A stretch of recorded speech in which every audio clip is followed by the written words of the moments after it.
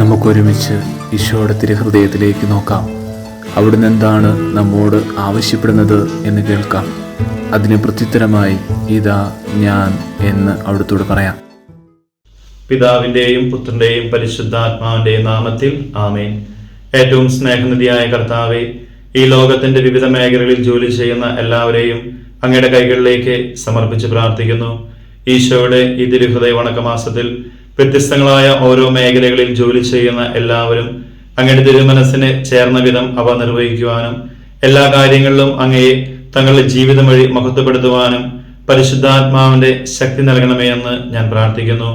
ഈശോയെ, തിരുസഭയിൽ ഇന്നേ ദിവസം അർപ്പിക്കപ്പെടുന്ന പരിശുദ്ധ ബലിയോട് ചേർത്ത് അവരെയും ഞാൻ അവിടുത്തെ തിരുഹൃദയത്തിൽ സമർപ്പിച്ച് പ്രാർത്ഥിക്കുന്നു. ആമേൻ. സ്നേഹം മാത്രമായ ഈശോയെ, അങ്ങയുടെ തിരുഹൃദയത്തിന്റെ ഇഷ്ടങ്ങൾ നിറവേറ്റുന്ന ഒരു ഉത്തമദാസനാക്കി അവിടുന്ന് എന്നെ രൂപാന്തരപ്പെടുത്തണമേ എന്ന് ഞാൻ പ്രാർത്ഥിക്കുന്നു.